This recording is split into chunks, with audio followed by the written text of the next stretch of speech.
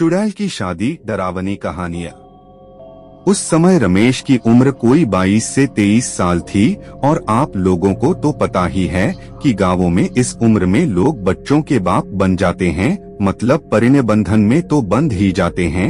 हाँ, तो रमेश की भी शादी हुए लगभग 4 से 5 साल हो गए थे और 1.5-2 साल पहले ही उसका गौना हुआ था। उस समय रमेश घर पर ही रहता था और अपनी एमए की पढ़ाई पूरी कर रहा था। यह घटना जब घटी उस समय रमेश एक 20 से 25 दिन की सुंदर बच्ची का पिता बन चुका था। हाँ, एक बात मैं आप लोगों को बता दूं कि रमेश की बीवी बहुत ही निडर स्वभाव की महिला थी। यह गुण बताना इसलिए आवश्यक था कि इस कहानी की शुरुआत में इसकी निडरता अहम भूमिका निभाती है। एक दिन की बात है कि रमेश की बीवी ने अपनी निडरता का परिचय दिया और अपनी नन्ही बच्ची, उम्र लगभग 1 माह से कम ही, और रमेश को बिस्तर पर सोता हुआ छोड़ 4 बजे सुबह उठ गई। गांवों में आजकल तो लोग पाखाना घर बनवाने लगे हैं, पर 10 से 12 साल पहले तक अधिकतर घरों की महिलाओं को नित्य क्रिया, दिशा मैदान हेतु घर से बाहर ही जाना पड़ता था और घर की सब महिलाएं नहीं तो कम से कम 2 एक साथ घर से बाहर निकलती थीं। ये महिलाएं सभी लोगों के जगने से पूर्व ही ब्रह्म मुहूर्त में जगकर खेतों की ओर चली जाती थीं। ऐसा नहीं था कि रमेश की बीवी पहली बार 4 बजे जगी थी।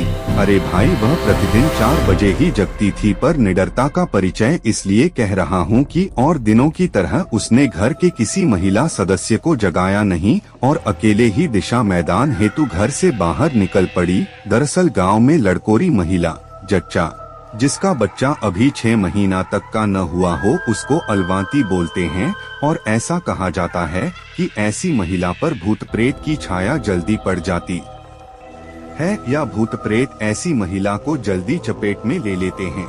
इसलिए ये अलवांती महिलाएं जिस घर में रहती हैं, वहां आग जलाकर रखते हैं या कुछ लोग इनके तकिया के नीचे चाकू आदि रखते हैं। खैर, रमेश की बीवी ने अपनी निडरता दिखाई और वह निडरता उस पर भारी पड़ी। वह अकेले घर से काफी दूर खेतों की ओर निकल पड़ी। हुआ यह कि उसी समय पंडित जी के श्रीफल बेल पर रहने वाली चुड़ैल उधर घूम रही थी और न चाहते हुए भी उसने रमेश की बीवी पर अपना डेरा डाल दिया। हाँ, फर्क सिर्फ इतना था कि वह पहले दूर दूर से ही रमेश की बीवी का पीछा करती रही, पर अंततः उसने अपने आप को रोक नहीं पाई और ज्यों ही रमेश की बीवी घर पहुंची, उस पर सवार हो गई। रमेश भी लगभग 5 बजे जगा और भैंस आदि को चारा देने के लिए घर से बाहर चला गया। जब वह घर में वापस आया तो अपनी बीवी की हरकतों में बदलाव देखा। उसने देखा कि उसकी बच्ची रो रही है, पर उसकी बीवी आराम से पलंग पर बैठकर पैर पसारे हुए कुछ गुनगुना रही है। रमेश एक बार अपनी रोती हुई बच्ची को देखा और दूसरी बार दांत निपोड़ते और पलंग पर बेखौफ बैठी हुई अपनी बीवी को।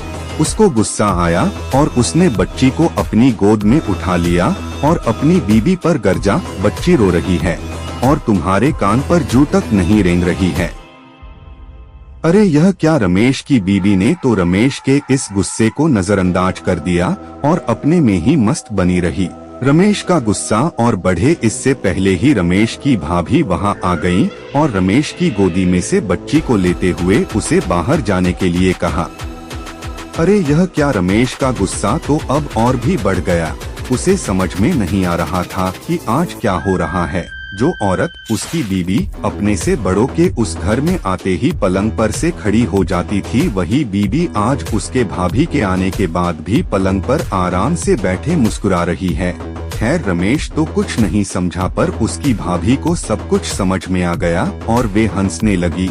रमेश को अपनी भाभी का हंसना मूर्खतापूर्ण लगा और वह अपने भाभी से बोल पड़ा, अरे आपको क्या हुआ?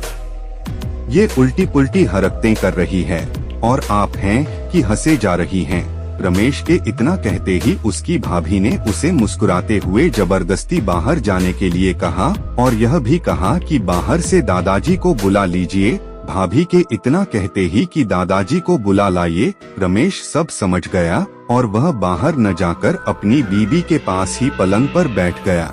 इतने ही देर में रमेश के घर की सभी महिलाएं वहां एकत्र हो गई थीं और अगल-बगल के घरों के भी कुछ नर नारी। अरे भाई, गांव में इन सब बातों को फैलते देर नहीं लगती, और अगर बात भूत प्रेत की हो तो और भी लोग मजे ले लेकर हवाई जहाज की रफ्तार से खबर फैलाते हैं।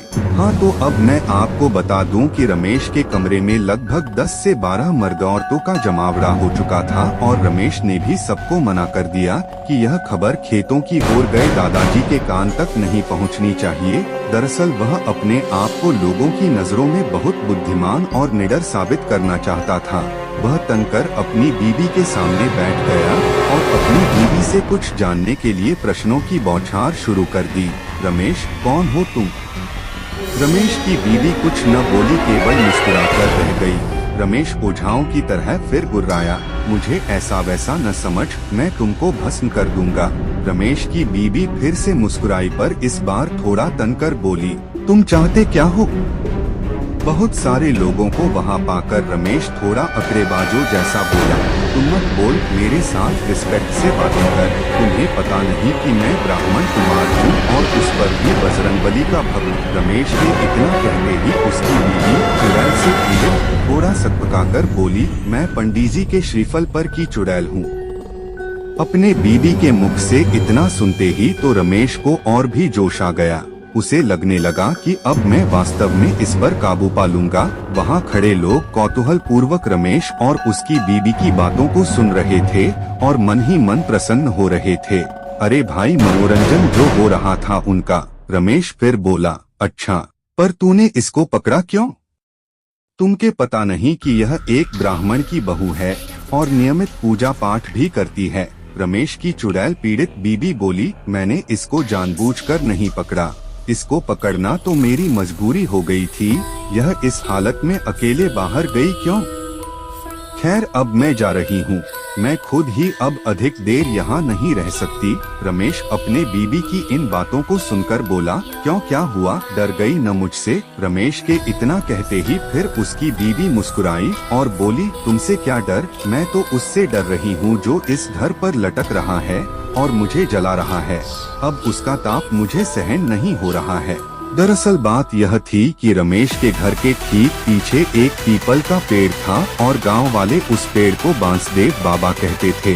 लोगों का विश्वास था कि इस पेड़ पर कोई अच्छी आत्मा रहती है और वह सबकी सहायता करती है। कभी कभी तो लोग उस पीपल के नीचे जेवनार आदि भी चढ़ाते थे। और हाँ, इस पीपल की एक डाली रमेश के घर के उसी कमरे पर लटकती रहती थी जिसमें रमेश की बीवी रहती थी। चुड़ैल, अपनी बीवी की बात सुनकर रमेश हंसा और बोला, जा मत, यहीं रह जा। जैसे हमारी एक बीवी है वैसे ही तुम एक और। रमेश के इतना कहते ही वह चुड़ैल हंसी और बोली, यह संभव नहीं है, पर तुम मुझसे शादी क्यों करना चाहते हो? रमेश बोला, अरे भाई, गरीब ब्राह्मण हूँ, कुछ कमाता धमाता तो हूँ नहीं, तू रहेगी जो थोड़ा धन दौलत लाती रहेगी। रमेश के इतना कहते ही वह चुड़ैल बोली, तुम बहुत चालू है, और हाँ, यह भी सही है कि हमारे पास बहुत सारा धन है, पर उस पर हमारे लोगों का पहरा रहता है। अगर कोई इंसान वह धन लेना चाहे तो हम लोग उसका अहित कर देती हैं। हाँ, और एक बात, और वह धन तुम जैसे जीवित प्राणियों के लिए नहीं है। रमेश अब थोड़ा शांत और शालीन स्वभाव में बोला, अच्छा ठीक है, तुम जरा कृपा करके एक बात बताओ, ये भूत प्रेत क्या होते हैं? क्या तुमने कभी भगवान को देखा है? आखिर तुम कौन हो? क्या पहले तुम भी इंसान ही थी?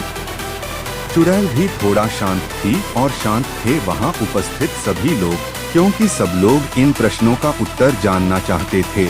चुड़ैल ने एक गहरी सांस भरा और कहना आरंभ किया, भगवान क्या है मुझे नहीं मालूम, पर कुछ हमारे जैसी आत्माएं भी होती हैं जिनसे हम लोग बहुत डरते हैं और उनसे दूर रहना ही पसंद करते हैं।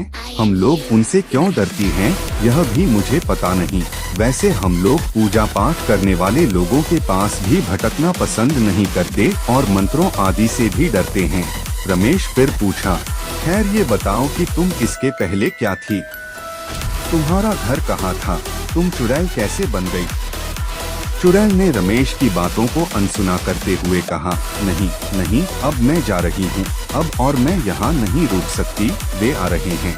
चुड़ैल के इतना कहते ही कोई तो कमरे में प्रवेश किया और रमेश को डांटा। रमेश, यह सब क्या हो रहा है? क्या मजाक बनाकर रखे हो?